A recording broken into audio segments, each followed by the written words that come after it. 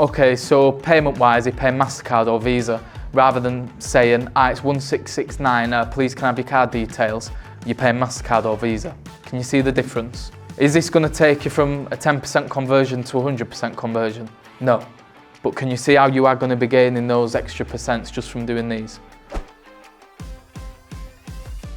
You've told me you want X. I've explained we can give you Y. I guess that should say X though. So you told me you want X. I've explained we can give you X. Is that going to give you what you need? This is what is making, so Spud said when I spoke to him earlier, I find it awkward asking for money. You shouldn't really be asking for money if you're doing it right. This summary question is the golden bloody question, guys.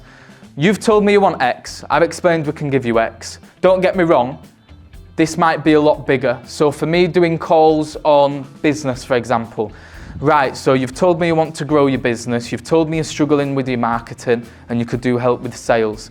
Now, I can offer you the mentorship, as I've said, which is going to give you a day on marketing, a day in sales, and we've got X, Y, Z results to show that it'll grow. Do you feel that's going to give you what you need? Do you see how you're kind of closing it, but in a way do you think that's going to give you what you need? Rather than, do you want to sign up? It's, do you feel that's going to give you everything that you need? Can you see how it's more comfortable but more direct as well? Because when I was selling, and this is one of them that I've said back to the sales guys, is I've been listening to a couple of calls, and as much as I know they're following the structure, we don't really have a script, but they're following a structure, which is literally what I've gone into: rapport, discovery. We spend a lot of time on the discovery finding out exactly what they want and why they can't sort it themselves. Because if they can't sort it themselves and being honest about it, can you see that they're kind of saying, we need someone, I can't sort it myself. So I spend a lot longer on the discovery. And then XYZ, is that going to give you what you need? How does that sound? Another one. How does that sound? Yes, no, I think so. So I think so, and this is where, again, a good salesperson's going to go into a great salesperson. I think so. Say, when you say I think so, that's great, but let's make sure it's 100% a certain. So which aspect of what you want and what I'm giving you isn't satisfying 100% what you need? You know, rather than someone saying, oh, I think so, I need to think about it. Can you see how you're going straight in with that? And are you being a pushy salesperson with that? Looking after the client. There'll be someone that says, I think so, they're unsure about something of your offering, and they go, I want to think about it, but when they think about it, they haven't got you on the phone. They probably just went into fear of, oh, I'm not 100% sure, and bloody hell, what a person if you're making sure they're 100% certain before they book on. It's building that trust as well. Not only handling the objection, but building the trust. So you've told me you want X, I've explained we can give you X. Is that going to give you what you need? Yeah, I think so. Okay, cool. So when you say I think so, that's great, but let me make sure it's 100% certain. I want to make sure it's the right fit for you. So which aspect of what you want and what I'm giving you isn't making you feel 100%? Where's the gaps? You know how I've put my own spin on it there? But the benefit in doing that, you aren't being pushy sales. You're being easy and understanding them. Flesh out the objection. So you are either going to get an objection coming back there that's not generic. I don't know if I've put that in there.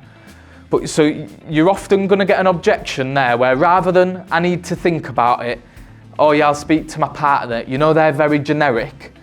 I normally get one about, oh yeah, but I get it, but I'm unsure about whether I can actually do it or whether I can actually get a mortgage, for example. And you know you're getting something specific you can handle rather than I need to have a think about it. It's hard to handle that. You want to flesh out the true one.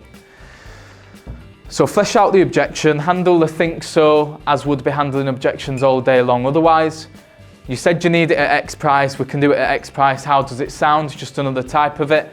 And STFU, which means shut the fuck up, this bit is where you want to be. Is that going to give you what you need? Or how does that sound? And just shut your mouth And trust me, there's going to be some silences on there for 5, 6, 7, 8 seconds. And just be comfortable, because they're going tick, tick, tick, tick, tick, tick. What to do. They'll probably go into shit the selling or shit the booking something in. They'll go, I think so, I'm not sure. Okay, thanks for your honesty. But if we're going to work together, I want to make sure it's a fit. Let's make sure you're 100%. Which aspect of what you want, what I'm giving you, isn't 100% certain. And then close. So people get confused and they think this is the close. So you've explained what you want, what we can give you. Is that going to give you what you need? People think that's the close. That's like the pre-close in a way. Or we call it a test close, because you can say that to anyone and everyone. Even if you think they're not going to buy, you can still say it. And it's often a test close to see how far you are at. So a lot of the time I have an hour with people to get them from cold to sold. I might try that. Do you think that's going to give you what you need half an hour in? And if it's well, I'm really unsure about this, so not right now, I know I can flip back and go back into can you tell me more about that then? And handle it. So feel free. It doesn't have to be the perfect journey of, if you imagine a timeline, it doesn't have to be perfect like this. Let it go there, back, and get comfortable doing that. So close, next logical step. The amount of times I'm going to be saying NLS, guys, throughout the day, especially follow-ups. Or you always need to be locking down the next logical step. Whether that is someone that said no, you say, is that a no for now or a no forever? They say no for now. So, I've been locking down calls in the new year with people. That's looking down the next logical step. Although I haven't got them booked on, it's still a good result. So once they've said yes, it's now down to confirm the details, closing questions, see how we're not bringing no into play. You never want to be bringing no into play. So it's simple with 2 options always. It's just an alternate close. I've got February the 1st to the 3rd. I've got March the 19th to the 21st. Which one suits you best? I've got availability on Friday at 12 or 2. Which suits you best? MasterCard or Visa. That's one that I use when I go for the payment. Okay, so payment-wise, you pay MasterCard or Visa. Rather than saying, it's 1669, please can I have your card details, you pay MasterCard or Visa. Can you see the difference? Is this going to take you from a 10% conversion to 100% conversion? No. But can you see how you are going to be gaining those extra percents just from doing these?